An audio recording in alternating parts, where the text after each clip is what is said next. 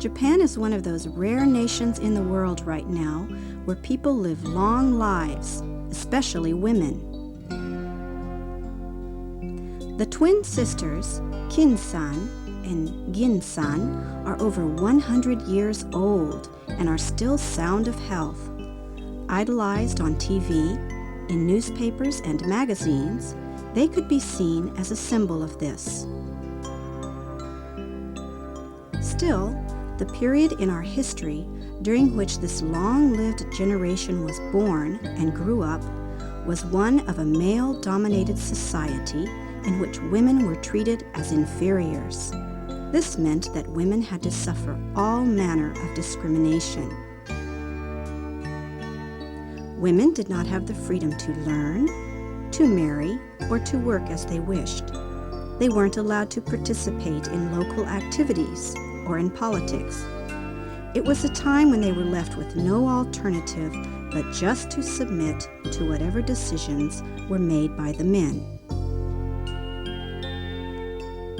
Things are entirely different now, though. Now women are free and on an equal footing with men in all respects. That probably seems natural enough when we look at it from the standpoint of our daughter's generation, but for our own generation or that of our mothers, it's just like a dream.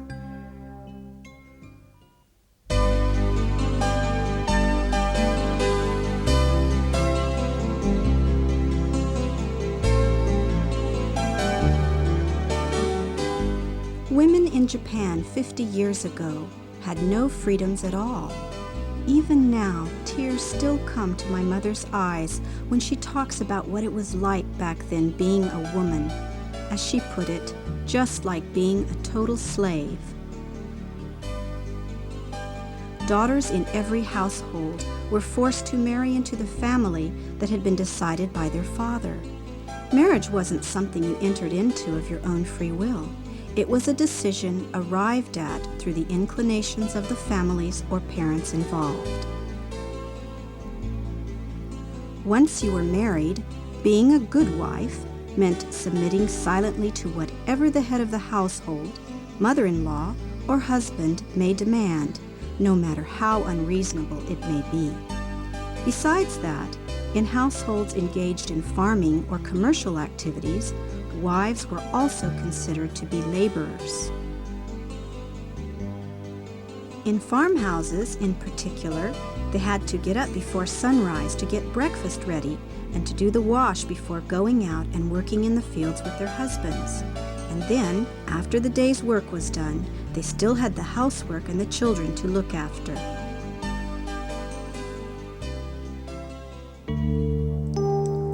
There was nothing at all taught about conception, contraception, or any other form of sex education. Just knowing such things was looked upon, rather, as being vulgar. Sex was the way their husbands wanted it, and so they ended up having to bear one child after the other. Babies were born at home with the assistance of a midwife. It was a time when providing safeguards for the mother against the dangers of childbirth was of no concern to anyone. Just how many women do you suppose there may have been who forfeited their lives after repeated miscarriages or stillbirths? There were also a great number of children who died while still in infancy due to a lack of understanding about sanitation or inadequate nutrition. Bereaved mothers, time after time, wept at the loss of the children they had brought into the world. And it was their mission to provide the family with a male baby who could take over as successor, not a female. Besides that, induced abortion was treated as a criminal act of abortion in the penal code and was severely punishable. Wives who weren't capable of giving birth to children could be divorced against their will, and if they tried going back to their own parents again, they would be shunned as divorced women. There is a saying that women have nowhere that they can call home, and this period in history that conforms so well with this way of thinking continued on for a long time.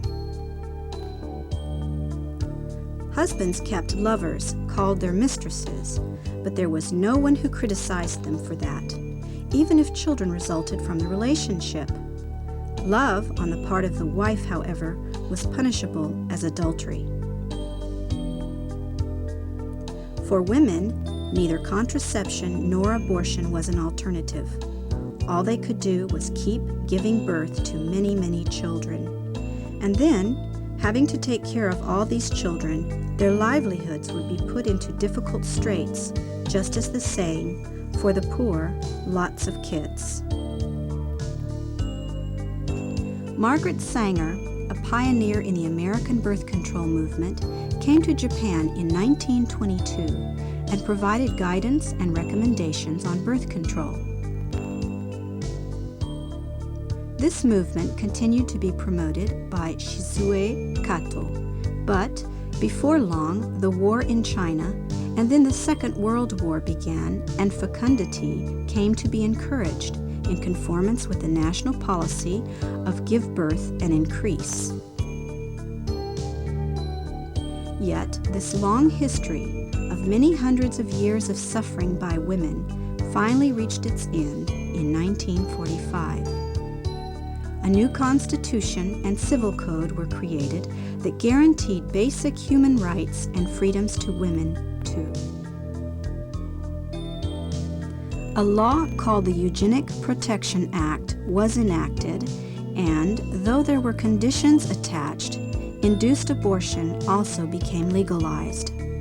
After that, private organizations began furnishing guidance on family planning.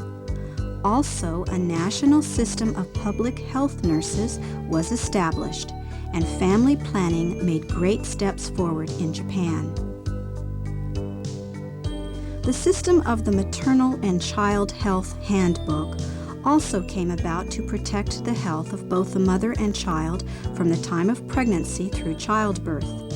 It became possible for women to welcome the birth of children without anxiety. After that, concepts of sanitation continued spreading out more and more broadly, along with advances in medical treatment and medicines. The infant mortality rate gradually declined.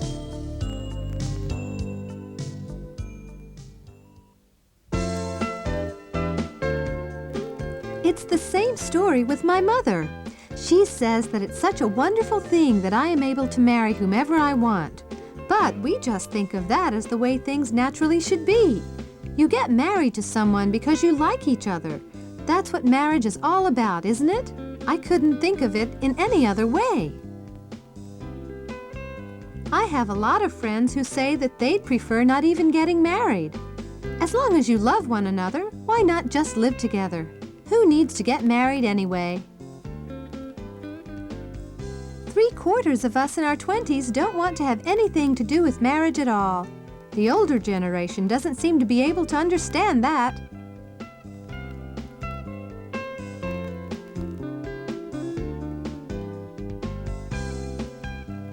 Besides, for our generation, even if we do get married, we expect that everything is going to be strictly on an equal basis. Whether it's doing the cooking or the wash, taking care of the children or whatever, we think that it's strange for one half of the relationship to have to make sacrifices for the other half. Whether we give birth to children or not, that's something for us women to decide ourselves. Isn't there something funny about having to have kids too, just because you're married?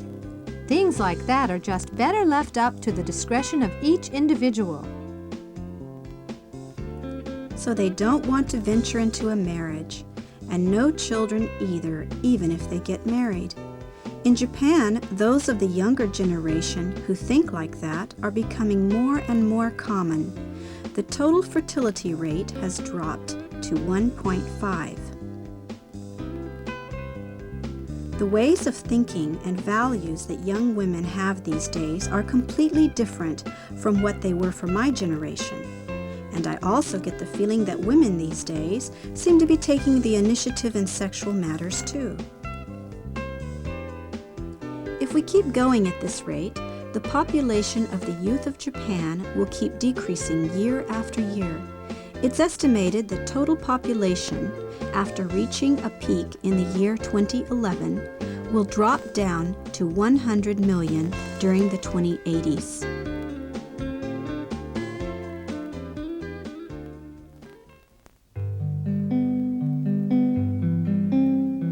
These are girl students from the early 1900s and from the present.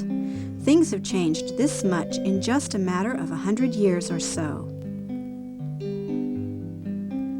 Compulsory education through the 4th grade of elementary school had already begun in Japan by 1886, and then, in 1907, the 4-year system was extended by 2 for a total of 6 years.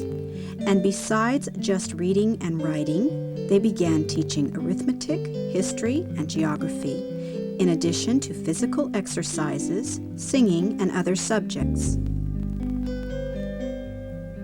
There were public middle schools, high schools, and a variety of professional schools that taught medicine, agriculture, industry, commerce, teacher training, foreign languages, and so forth, available to male students, but none of them allowed women to enter. They strictly abided by the custom, as in the old saying, that after the age of 7, boys and girls no longer sit together. The trends of the times assumed that women had no need for learning. However, within such trends, there were those women who did indeed aspire to improve their minds. Yet for the women of those times, their only recourse was to attend private institutions of learning. Still, higher education for women was also gradually promoted, and in the course of time, schools for women became established.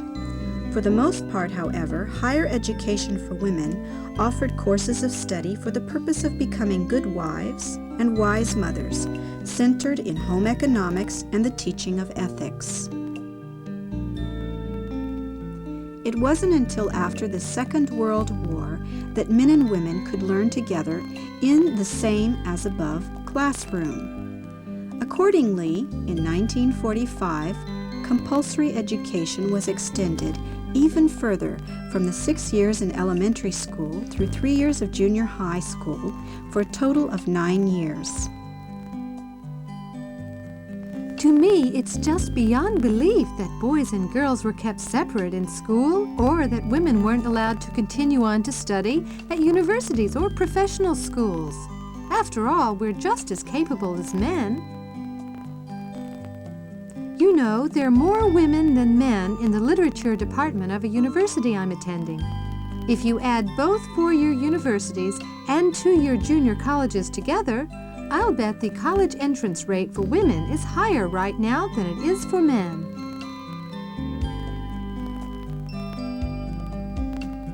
I was born in 1973.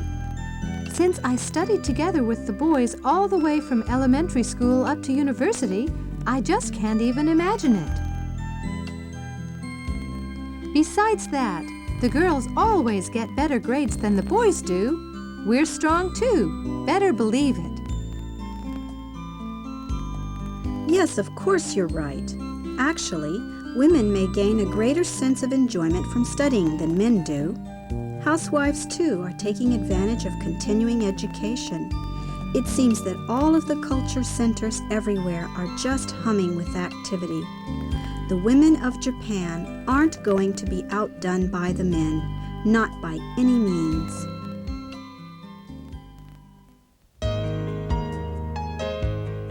Women active in all kinds of workplaces are becoming more and more conspicuous. This is men's work, that's woman's work. We're seeing that kind of classification of labor disappear little by little. Men work outside the home, women stay at home and do the housework. Those were the roles that men and women played. Women having a job outside of the home was, for a long time, quite rare among so-called normal households. Even so, with the 1920s, women began working in factories and elsewhere. Little by little, modern industry began to flourish in Japan, and tertiary industries too spread out into society. Women worked as sales clerks in department stores, bus conductors, telephone operators, beauticians, nurses, elementary school teachers, typists, physicians, radio announcers, and so forth. This was the advent of the working woman.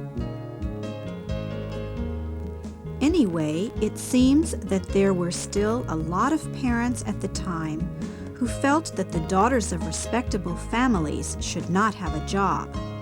This way of thinking continued on for a time after the end of the war.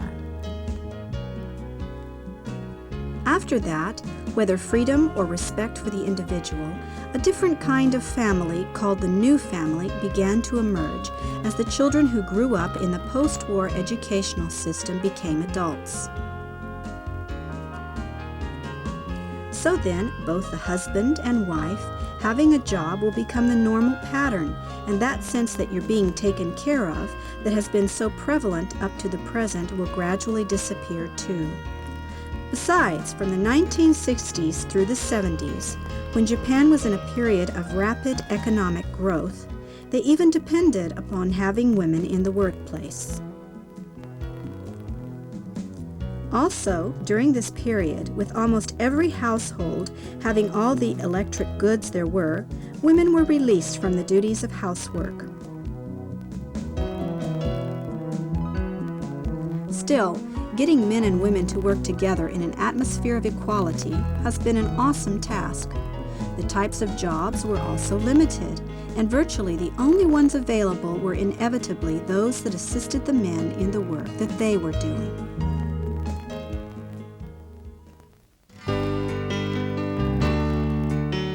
The Equal Employment Opportunities Act came into law in 1985. Now we can no longer be denied the opportunity of a job or employment just for being a woman. That's natural, of course. Referred to as a stopgap until marriage, a finishing school for brides-to-be, or called the flowers of the workplace, women used to quit their jobs after working for 2 or 3 years, and so employers kept their distance or would turn them down. But now, such things don't happen anymore.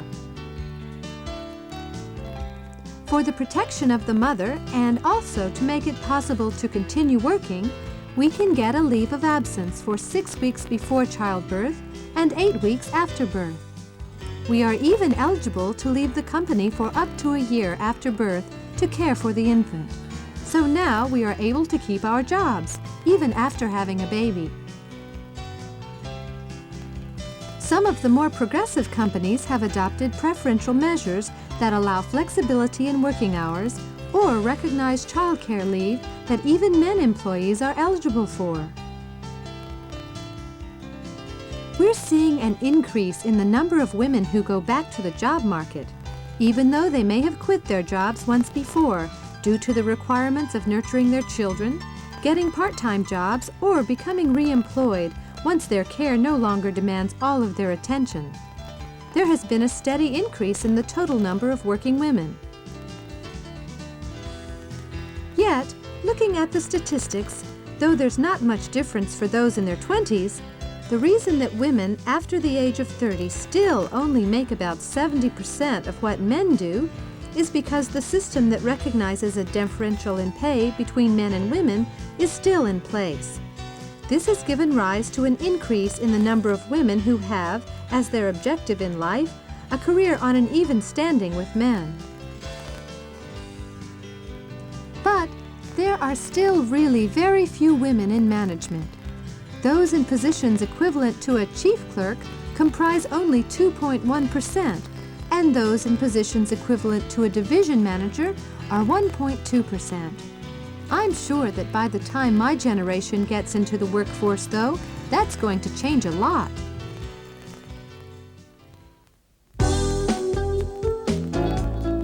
They say that these days single women are the most economically well-to-do group in Japan. These women certainly seem to be the main force in consumption. Almost all married women, too, work and have considerable financial resources. Besides that, things are set up so that the husband's salary is transferred right into their bank account, and the women have taken over the management of this. In other words, women take care of all of the family finances. These are some women enjoying lunch together at an expensive restaurant. Restaurant owners will do what they can to match the tastes of women, creating menus of dishes that women like, using dishware and furnishings that suit their preferences, right down to the very design of the restaurant.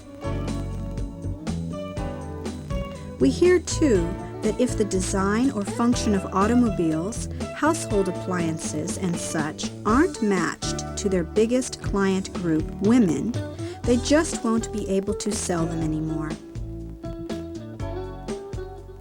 I understand that travel agencies arrange package tours just to satisfy the needs of women, both for domestic and overseas travel.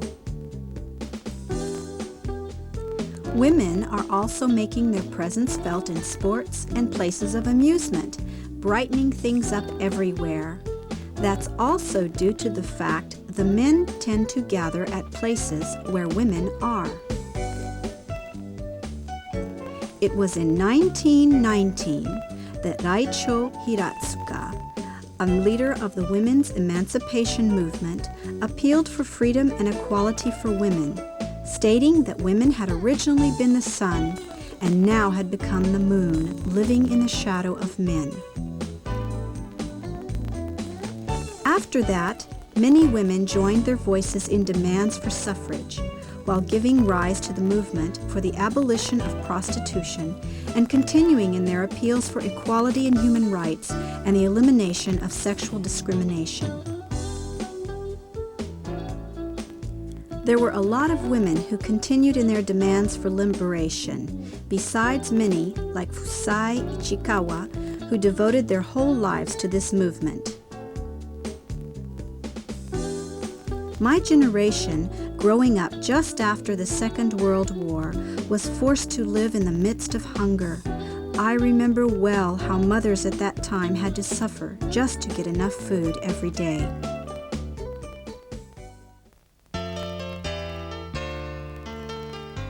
Even a mere 50 years has yet to pass since that time. It seems to me sometimes that the status of power among men and women in recent years in Japan has become completely the opposite of what it once was. Local residence activities, and PTA activities too, have essentially become totally controlled by women.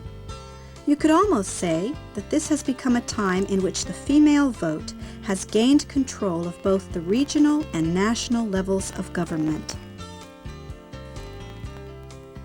Sometimes you hear it said that women have become too strong, but I don't believe that's particularly so. After all we're really doing is asserting a very clear manner to our fathers, to our husbands, and to our bosses what we're thinking about, our opinions of things, and our feelings about our own rights. Men never have any spare time for anything, do they? It seems to me that it's the women who are also preserving the culture and traditions of Japan. We Japanese women are admirable and graceful.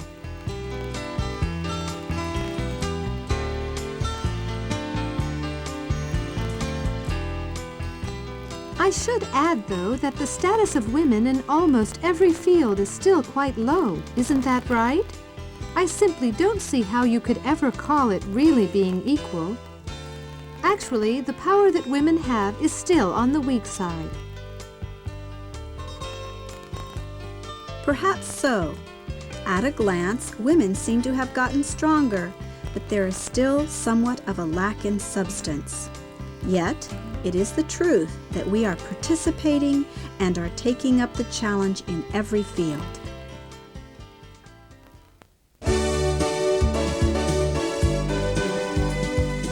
When asked if they enjoyed being idolized all over Japan, Kin-san and Gin-san replied that to get this far, it took 100 years of being at the bottom of the ladder.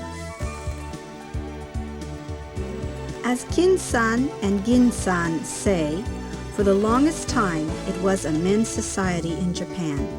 But the women of today have begun to change the old customs and systems, the laws and privileges of that previous male-oriented society. Women are also rapidly breaking down the old ways of thinking about the roles of men and the roles of women. We can do anything that men can do. That seems to be the kind of self-confidence that the young women of today have. I feel certain that this kind of awareness and activity of women will bring about great changes in the family and households of Japan, in the population and in industry, and furthermore, in the political circumstances of the future. Then, women such as these will begin to form bonds within the international society, especially with the women of Asia and Africa and beyond, and begin to come to grips with the problems of sexual discrimination, maternity care, child health care, in addition, the World Peace Movement and other various activities. The women of Japan these days are really active, free, and full of vitality. I have this premonition that the 21st century for Japan might just be a woman's century.